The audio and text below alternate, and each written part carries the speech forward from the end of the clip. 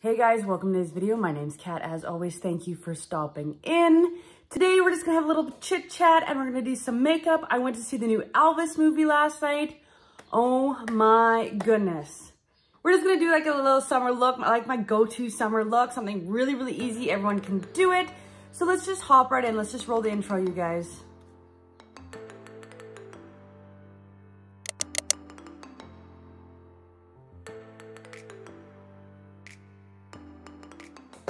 Okay, so ELVIS movie. OMG. We're gonna have a sip of coffee first. I'm gonna go in with some e.l.f. Putty Poreless Primer. I recently got into this drugstore. I like it. It looks like this. I've used it a couple times. So the director Baz directed things like Moulin Rouge, The Great Gatsby. He did, I believe, a Romeo and Juliet. He's an Australian director and he honestly knocked it out of the park. Like if someone was gonna do it, like if you remember back to Moulin Rouge, it was so showy. Like it was so showy. I loved that. So for him to do the ELVIS movie, I was actually excited. When I heard about this ELVIS movie going down originally, like just backtrack a little bit. When I heard about it originally, I was like, not another biopic. I actually didn't mind this one. I really, really liked it, actually. There were some things that I was like, and we'll talk about that more. I'm going to go with my Urban Decay eyeshadow primer potion. So anyway, Baz has this way about utilizing like the show aspects, not like the movie show, but like the showman style aspects of the thing that he's filming. Moulin Rouge, Great Gatsby, very showy, very flashy, very, you know, quick cuts, quick changes. And I think he did that very, very well in the ELVIS movie. Going in with my favorite combination of my Too Faced Do You and a little bit of NYX. He did that so well. I thought that the cinematography was done extraordinarily well. I just, like, the way in which it was shot provided me, the viewer, with so much that I was left wanting more. So the cinematography was really, really good. I believe that we could have discovered more. However, granted, it was a 3-hour film. I went in at 6:30, then you get the trailers for 10:15, and then the movie started. So like, and I was out of there at like 9:30. It was a long film and I feel like I could have had more. Like I almost feel, and hit me down in the comments if you think this is true or not, especially if you're an ELVIS fan. A good biopic of his life, and not to say this one wasn't good, because this one was great, but a good biopic of his life should be shot and filmed in a trilogy. You should have like Birth to War, when he took off for the war, or got, yeah. And then you should have War to 69 Comeback. And then the final part of the trilogy should be 68 Comeback through to Death, and then maybe Death and Beyond, like in the last little chunk. And the only reason I say that is because if we look at the ELVIS music as a trilogy, like his early stuff at Sun, and then he got into the more like early stuff at Sun, rock and roll, kind of the birth of rock and roll, and then he got into movie music because a lot of his movies were all about music. And then after the movies, it was really gospel. So if you look at his music as a trilogy itself, it would make sense to film it as a trilogy in my mind. But that is just me. And I understand why like budgeting is huge. Like I think this was like an $85 million budgeted film, which is a lot. It needed to be that much in order to make it work. Okay, I'm gonna go in with some Hula Bronzer. And I've been actually, this is so random of me to use. I'm using the little brush that comes in it, and I don't ever use the brushes that come in stuff, but this one I like. Okay, so let's talk about Tom Hanks as Colonel Parker. Phenomenal. I have a very hard time, because I work in the film industry, And I think I've studied enough films that I know what kind of actors I like. I have a really hard time losing the actor in the character. So there's certain character actors or method actors in a way, I guess some method actors. But certain actors that I can just know that I'm going to lose myself, Johnny Depp being one of them. Tom Hanks, not to say I wasn't a fan of his, I maybe have seen a number of his films and I just enjoyed them or whatever. I lost myself in his depiction of Colonel Parker. I was like, oh my God, with the prosthetics and the way he moved and the way he talked. I'm just going in with a fluffy brush. I felt that this film was a little heavy on the Colonel Parker story. Oh, and I hate saying that. I liked it. And I do understand that the Colonel and Elvis had this relationship where it was 50-50. And maybe that was an intentional move by Baz, the director. I felt like I needed more Elvis. I needed a little bit more Elvis in it. But with that said, I did learn things. Well, I shouldn't say I didn't know. I knew that Colonel had like gambling debts. I didn't know, like, and this will be a spoiler alert if you haven't seen the film, but in the reason why Elvis had to stay at the Imperial for so long was to pay off some gambling debts that Colonel had there. Did not know that. So like there's little things. And I felt that the depiction of Colonel was so well done by Tom Hanks. So I think he did a phenomenal job playing the Colonel. Okay, so let's talk about this young gentleman, Austin Butler. I didn't know who he was. Austin Butler playing Elvis was like Rami Malek playing Freddie Mercury in the Queen biopic. It was so good. I was shook. Shook, because no offense, half the time when somebody plays Elvis, it looks like they're playing dress up in someone else's outfit. Am I not right? But there is something about the way that Austin Butler channeled Elvis that made it believable, and it made me feel like I could feel it instead of just watching it. You know, you don't have an emotional connection sometimes if you just watch something. But I could feel it. That there lies the difference. I could feel it. Oh, this was The Blush Aesthetic by Laura Lee Los Angeles, and I just do a bunch of this and like this. So that was amazing to me, that I could actually feel his portrayal. The fact that he was doing his own singing, his own dance moves, all of that, chef's kiss. He deserves so much for this. And I know he's been getting a lot of hack online for not coming out of like the character voice. Hang on a sec. I'm going with my Nudie 2 palette, and I'm gonna start with Low Cut, which is here. So I know that he's been getting a lot of hack online for not changing his voice, or his voice not changing back to the high-pitched kind of where it was before. But what a lot of people don't realize that aren't in the film industry is films take upwards. Some films can take a year to actually film. And prior to that, the actors and actresses, I just used actors as a broad term, by the way. So if you hear me say actors, it's both male, female, all of the genders in one. It's a one-typed word for me. The actors could potentially have been working on this film for a year before production even starts.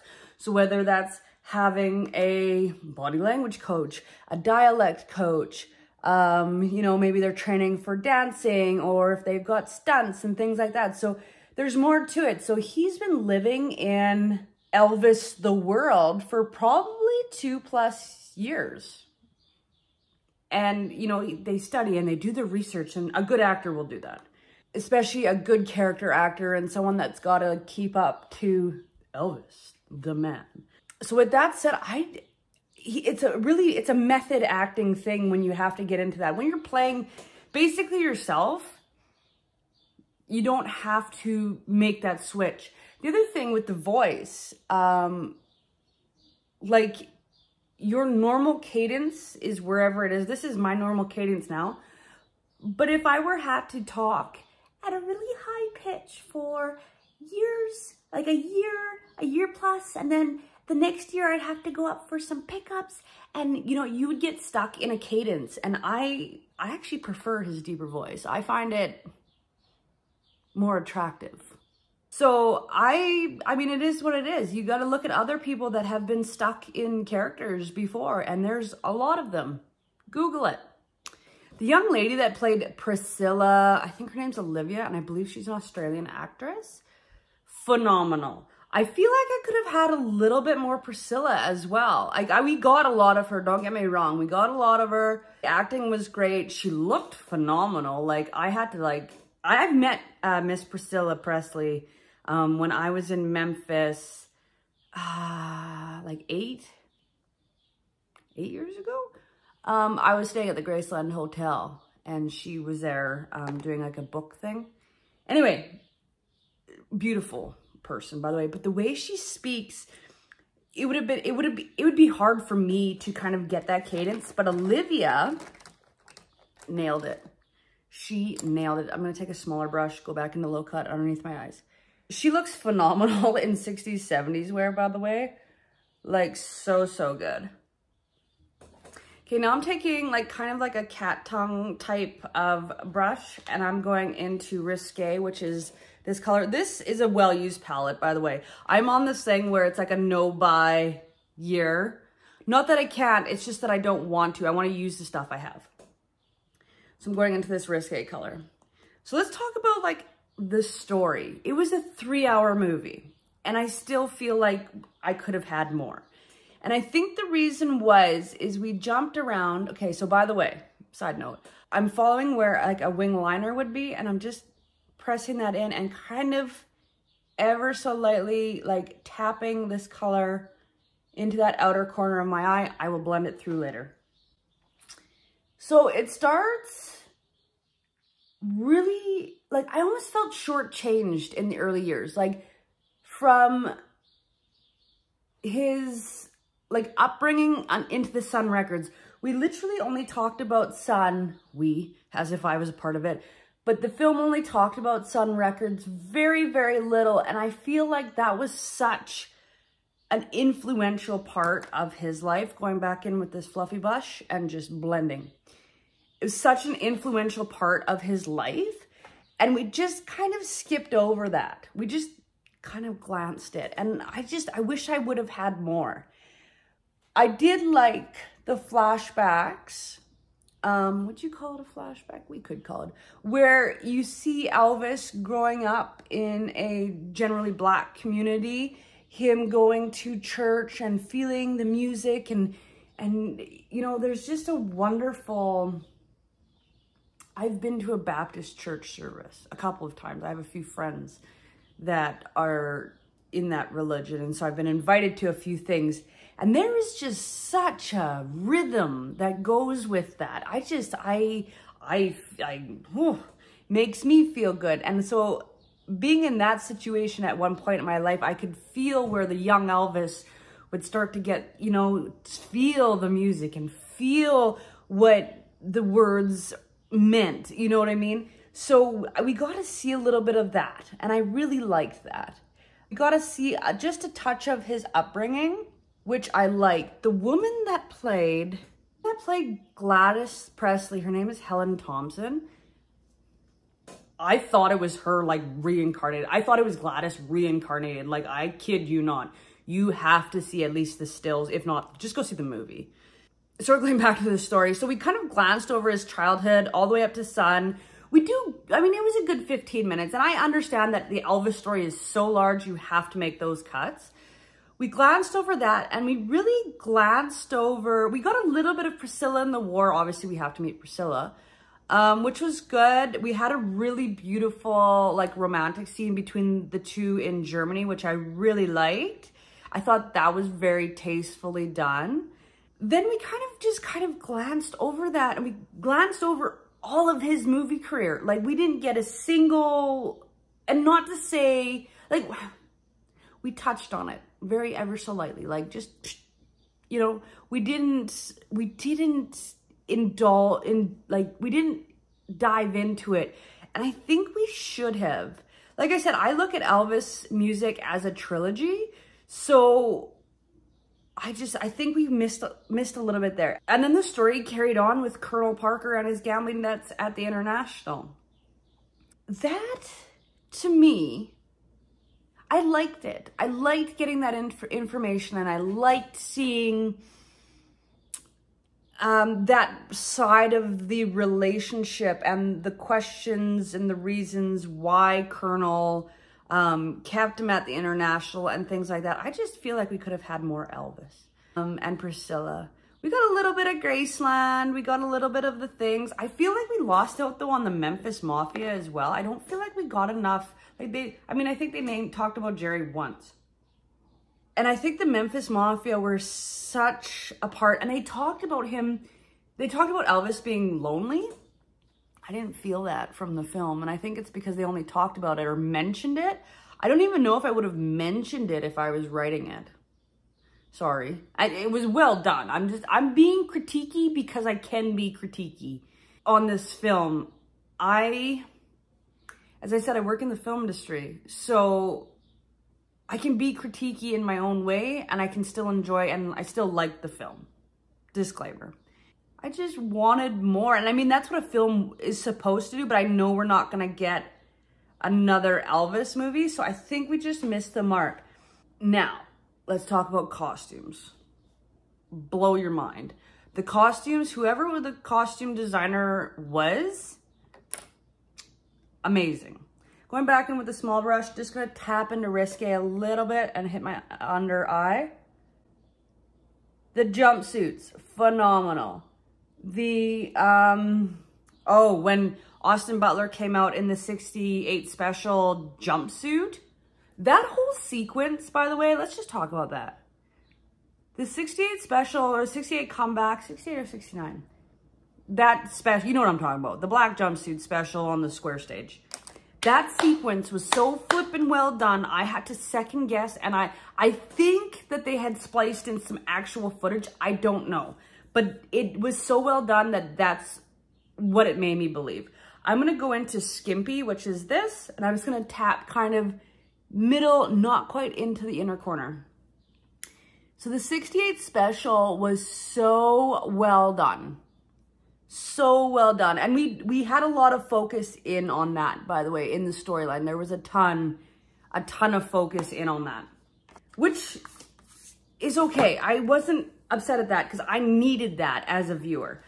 Just quick, I'm going into the Glazed Light Kit, and I'm going to go into first Glow Gal for my cheeks, and then I'm going to go into diamonds in my inner corners. When Austin did the 68 comeback special, I was so floored. Like that, if you're going to see any sequence of that film, that is the one to see. It was so well done. It was scary. Now I'm going to go into diamonds and just tap in my inner corners of my eyes and blow that through the rest of the glitter I put in there. Well, I'm going to go in with my Laura Mercier translucent setting powder. But if you look at the sequence, I'm going to see if I can put a side-by-side up. But if you look at the sequence of Austin's version, Baz's version of the comeback special and the actual comeback special, it is remarkably close or remarkably similar to one another. So much so that you second guess that if it's not, that they're using real footage. Like down to the audience members wearing the same like color palettes, like color tone, maybe the same, you know, a recreation of the outfit. I'm going to zoom you guys in because I want you to see how I've been doing my eyebrows. But first I'm using my NYX Thick It Stick It. And I will be also using, where is she? Oh, there. Is my Benefit pomade. We got a little bit of Lisa Marie as well, by the way, guys. We only got her while she was young. And I think that was intentional because if you, obviously you know the story, but the whole thing must have been so traumatic as a child, like as a 9-year-old or 8-year-old. I don't know if I would have want to portray that either as a director. Kind of I do, but kind of I don't. Now, another thing that they touch on that I was unaware of, I guess I kind of was aware of, because I've read Priscilla's book, but that Priscilla had asked him to go to rehab. I was shocked that they actually spoke about that in the film. I was like, and then, you know, they talked about it, which I don't think is a very common denominator when someone's talking about Elvis. I think they all are like, oh, he just did drugs and he had people around him. Yes, he did. But I think what the world doesn't see is that Priscilla did want him to get help. And she tried, you know, and maybe that would have changed some things in their relationship. So as you can see, sticking the eyebrows up. I don't have very good eyebrows, so I go in with my pomade and fix them. Now, let's talk about, we do see Priscilla leave Elvis, and I absolutely adored that scene. Not because of the subject matter, but because it was just so delicately well done. And I wasn't mad. Sometimes in a divorce scene, you get mad as a viewer. I was not mad. I understood what was going on. But what I think we could have done a little bit better was talk about these relationships he had after the fact, because we have a woman named Linda Thompson, very prominent figure even in today's times, beautiful woman. I've also read her book. And we have Ginger, and Ginger was his girlfriend when he died, when he passed away. We do touch on slightly his death, in the sense where we got blurbs of information at the end of the film, but it's not depicted in the footage.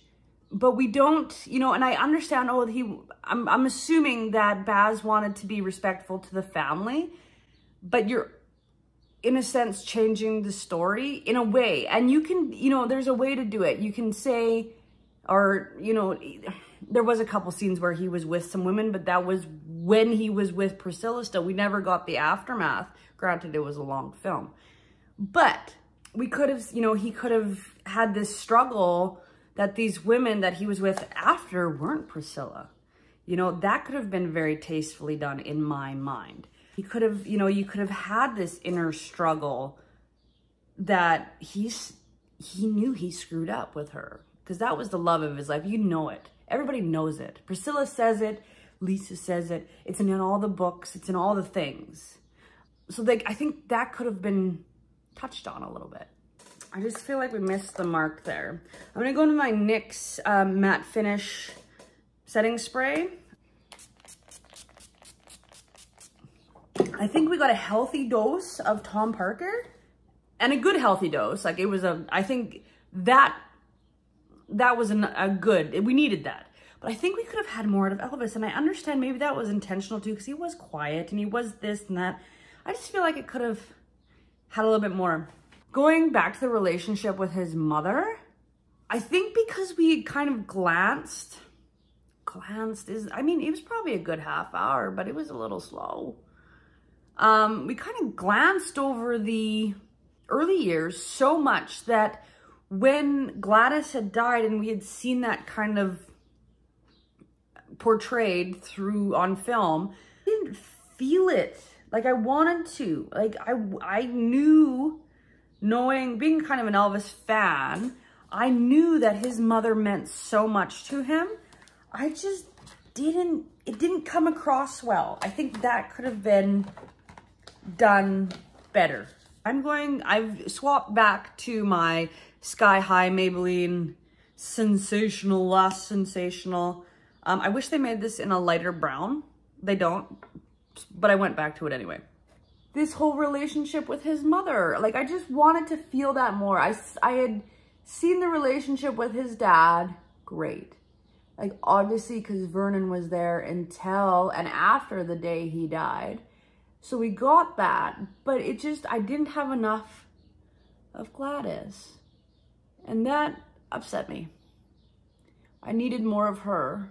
But with all of that said, was it a great film? Yes, 110%. It was worth the money at the theater. You have to see a Baz film at a theater. It's like trying to see Moulin Rouge on your phone versus in the theater with the lights and the sounds and all the things. You have to see it in the theater. It is that good. I would recommend it to absolutely anybody. Anybody that was an Elvis fan, anyone that was a music fan, anyone that was a fan in general, a fan of the movies even. That was just such a well done film. I'm gonna put on some kind of janky lily lashes. I'm saving my good ones for the next run of rodeos that I'm going to, so duo glue. All right, guys, that is it. I want you all, and I encourage you all to go and see the Elvis film. It was amazing. Support it while it's in the theaters. I'm gonna go see it again. I'm gonna go pick up the DVD, probably the soundtrack, you know, all the things.